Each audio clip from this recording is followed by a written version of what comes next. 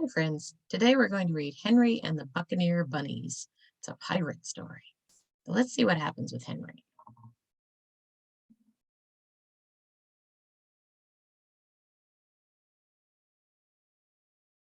Henry and the Buccaneer Bunnies.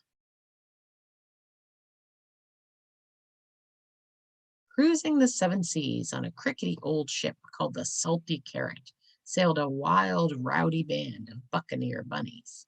They were bad, bad bunnies, all right. When pirates on the other ships saw their long, floppy ears and their fluffy white tails, they shook with fear. The captain of the Salty Carrot was Barnacle Blackear, the baddest bunny brute of all time. Blackear was proud of his wooden paw, his gold earrings, and his mean reputation. What Blackear was not proud of was his son, Henry. Instead of performing his proper pirating duties, Henry was more interested in reading the books the buccaneers stole from other ships.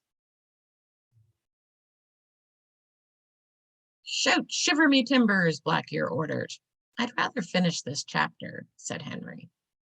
"Make this prisoner walk the plank." "Can't I just read about it?" asked Henry. "Find yourself a parrot for your shoulder."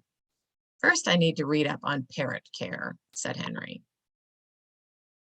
"Buccaneer bunnies don't need books," said Blackear. "Toss them overboard," he yelled to the other bunnies. "No, wait," cried Henry. "Let me just finish them first." "Avast!" cried Blackear. "Swab the decks until you come to your senses." And so Henry swabbed the decks day after day while reading some of his favorite books, like Robinson Crusoe and 30 Days to Longer Ears. "Bet you can't learn how to do this from a book," Jean Lahair said while sharpening his hook. Henry sighed and turned the page. "You'll never find booty like this in a book," Calico Jack Rabbit told him, holding up his stolen loot. Henry shrugged and turned the page.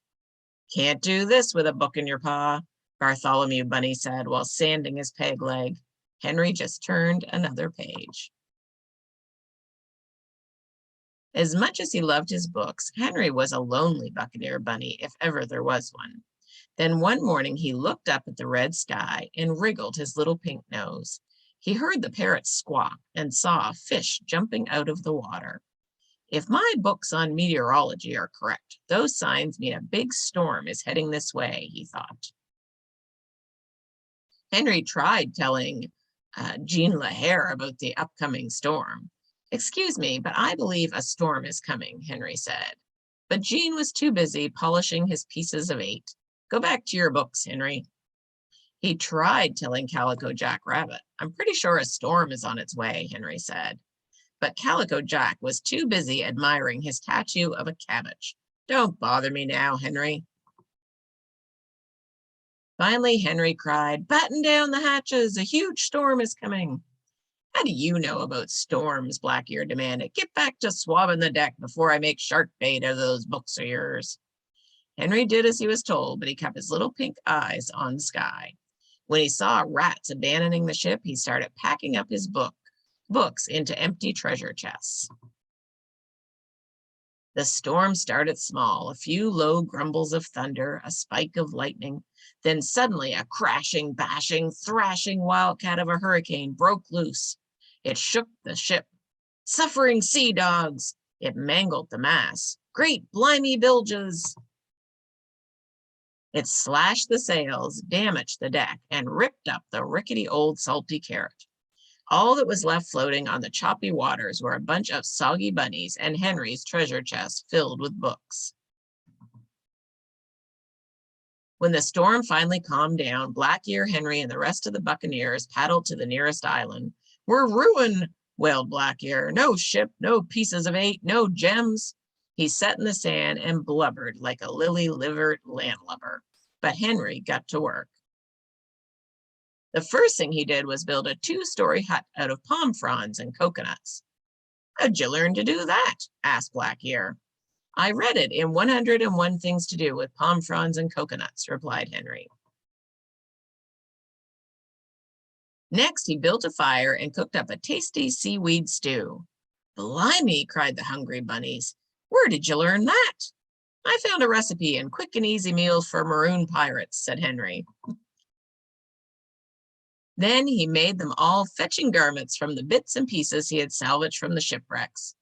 We look like gentle bunnies, we do. What swank swashbucklers we are.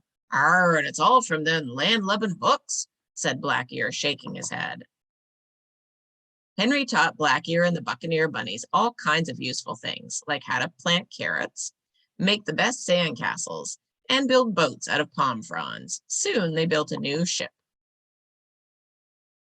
which they sailed to the library at the nearby Easter Island every summer. Here the bunnies spent many happy hours slurping seaweed stew and reading books. Aye, Buccaneer bunnies will always need books, said Black-Ear. Henry just smiled and turned the page. So I think he taught them all that reading was a very good idea. If he hadn't read those books, he wouldn't have known all those things to save them. All right. I hope you have a great day, friends. I hope you find time to read a story too. All right. Bye-bye.